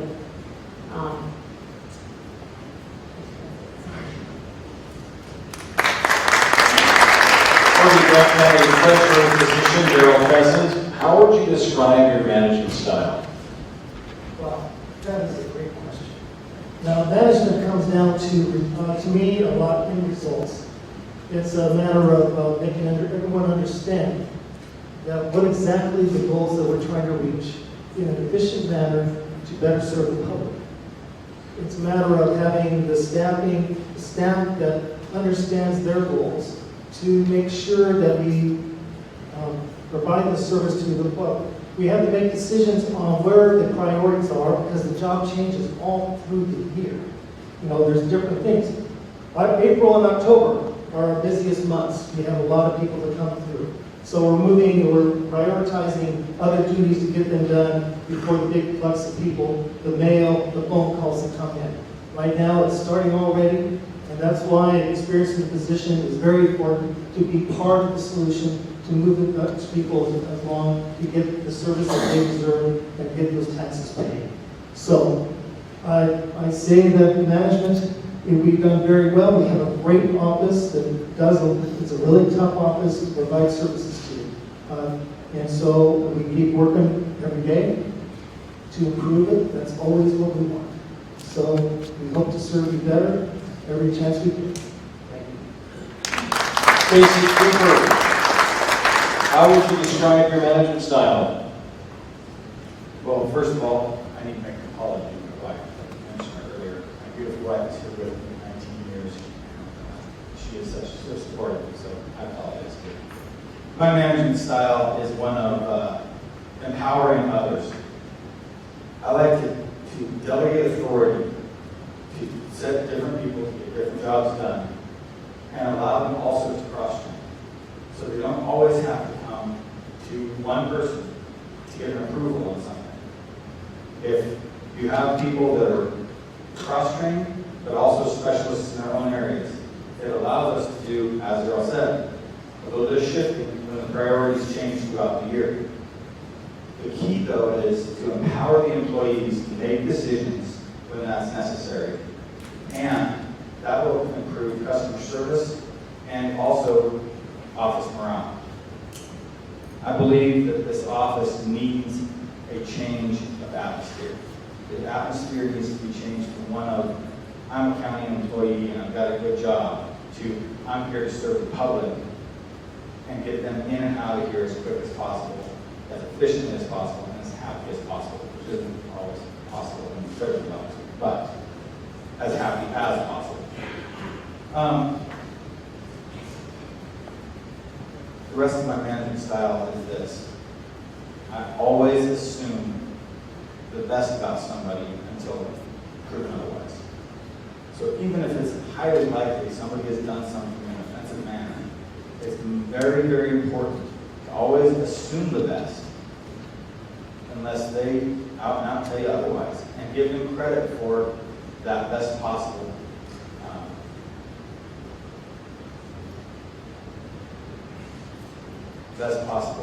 attitude. Again, my name is Casey. Thank you for listening. And now for your second question. Stacy Cooper, what changes would you recommend within the department, if any? Please explain. The first thing that needs to happen is we need to go around, we need to send some of our employees around to other counties that have successfully incorporated full computerized electronic documentation. Find out what they've done, what's worked and what hasn't worked, and bring that here. There is no reason for a title company in Moses Lake to have to send somebody over to Ecret once, twice, 3 times a day to deliver documents. We have computers that can do that very securely and very effectively. And will increase our economy because we don't waste time. That's a huge one. The other one is that I will work at implementing the partial payments law that was passed by the legislature. And again, changing the culture of the office to be more service-oriented. One thing that fries me more than anything else is when you show up at a government office at 3 minutes till they close or 5 minutes till they close, and they're locking the doors already. That's not service. That's, oh, I get to leave at 5 instead of the office closes at 5. That's not customer service. I want to bring customer service back. Help me bring service back. We have the same question for Darryl Pheasant. What changes would you recommend within the department, if any? Please explain. Okay, one thing is we have been looking into online recording. One of the problems with the process, it's you can only do halfway through. The other side of the equation, so it's not to waste the title company's time, is we got to have electronic recording on the auditor side as well. If you don't have both, then the trip still has to be paid. So unfortunately, the process doesn't have that working yet for smaller counties with smaller budgets. The next thing is, one of the things is I'm excited about is we now provide online payments. And hopefully with some software changes that really unfortunately limit us with the TerraScan software, is it's stopping us from providing some more services. So we've been working hard to try to get those program changes made so that we can offer even more. So we're looking forward to when that day happens. We hope it's next year, where we can provide even more options to paying your taxes. but hopefully take advantage of what we have right now. We also, of course, there's always opportunity to update our website, working with the IT department to have them available, to make those changes that we need. I'm definitely not a tech person, you know, and that's probably one of my downfalls, but we want to make sure that what we provide is something that's understandable to everyone and to not shut out some people. So that's what I look forward to providing to you in the next few years. Thank you. Number 3, Larry Scatman, companies nationwide are reducing costs and eliminating waste by implementing a lean process. Is the district looking into this type of system to reduce inventories, waste, and overspending? Yeah, we are. I'm very, very pleased to say that our general manager, from the top down, is just looking at what he calls the phrase continuous improvement. So they're going through processes that are looking at the inventories that we have, getting the data log, making sure that we're ordering at the proper time, we're not carrying more inventory than we should be carrying. We have some great staff that's looking at this now. Some of the jobs that we have, we're looking at ways that we can just, I guess, not necessarily elimination is the word I'm looking for, but as through attrition, we'll sit there and continue to reduce our workforce that we have and continue to improve the work that's being done down there with less of a workforce. And some of the ways that we're looking at doing that is by contracting some of the things out instead of having everything done by PD employees, which bring on health care and some of the other benefits that we have to pay for those employees. So it's a time where we're starting to reduce some of our turbine rehabilitation. That's kind of one of them. And with that, we are looking at ways to contract that out, maybe down in Priest, and get our staff back, our hydro staff back to doing what they were originally intended to do, and that was to maintenance of our systems. We have a second question for you, Mr. Scatman. In your opinion, can Grant County continue to offer one of the lowest power rates in the nation, and how much capacity is available? Please explain. Well, we have capacity just about maximum 2,000 megawatts between the two dams. Not all of that is ours. Some of that is shared with other power users through the license agreement that we have, but we can grow into some of that. I guess one thing that I'm kind of proud that the commission did last year was in the whole process of the growth that we've seen in the county, we are starting to break through some of the private power that we have. So with that, the commissioners had passed a resolution that protected the for the rate classes that were in the PUD within the PUD, and that was residential, which is rate class 1, rate class 2, which is large residential, small business, irrigators, and rate schedule 7, which is small industrial. So when the data centers and some of the other large industries that have been coming to Quincy, when that power, when we start to run out of power, as being purchased, that increased cost that we have, they will have to bear the cost of that.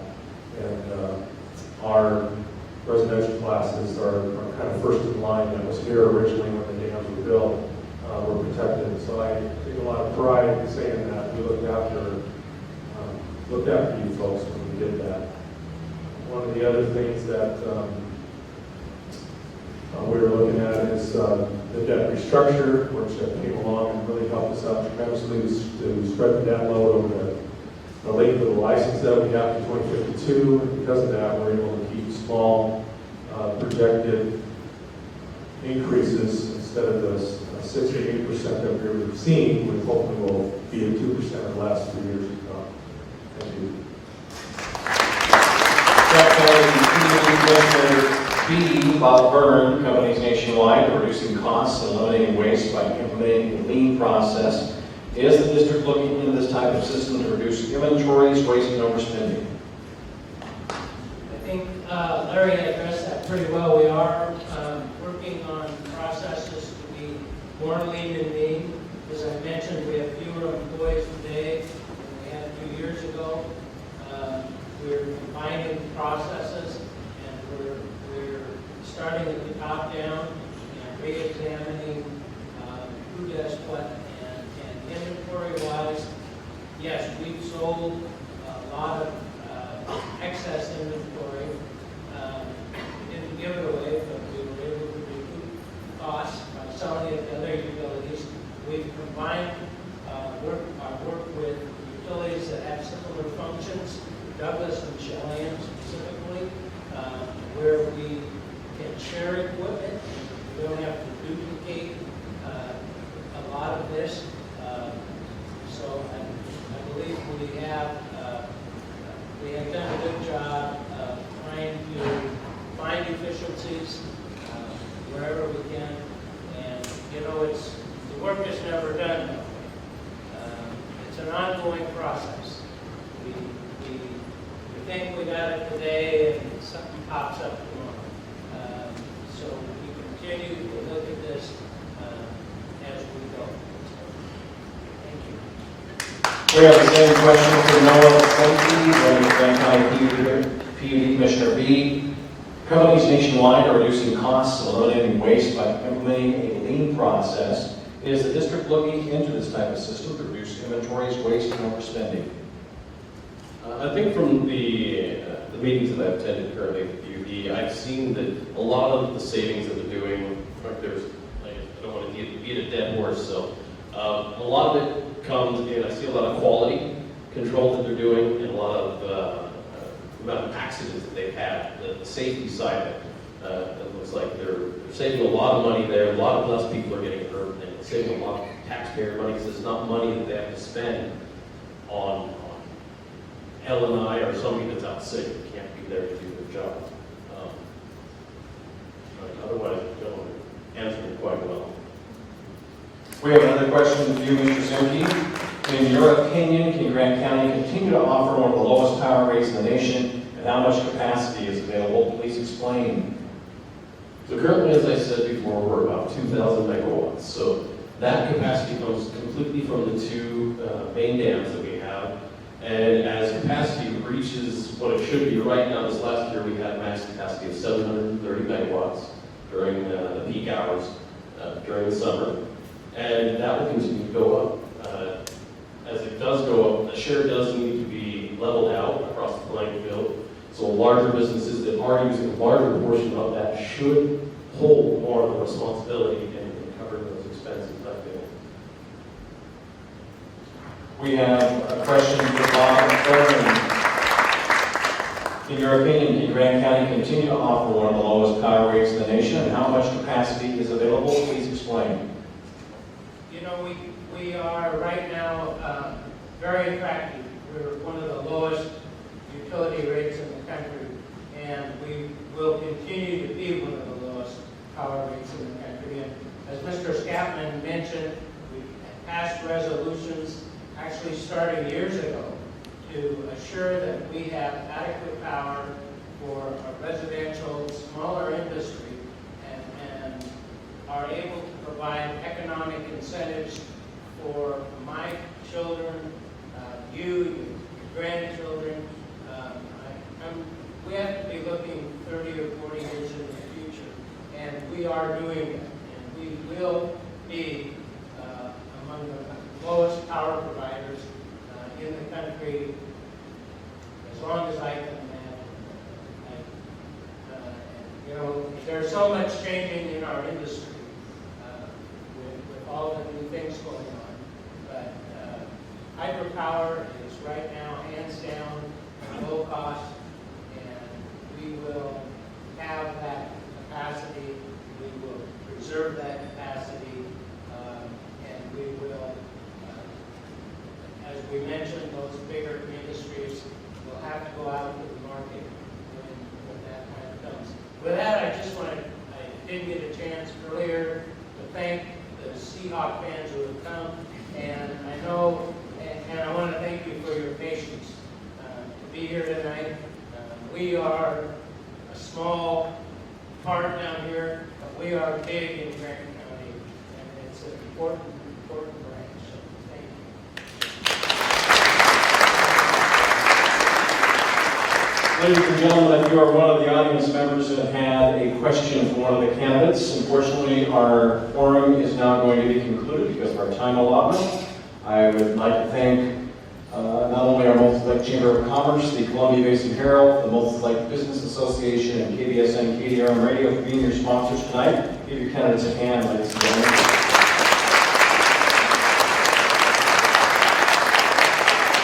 You're welcome to pick up any candidate information in the back of the room before you leave this evening, and if we were not able to ask your question, please, you'll have a few minutes to catch these candidates on the way out. I encourage you to do that.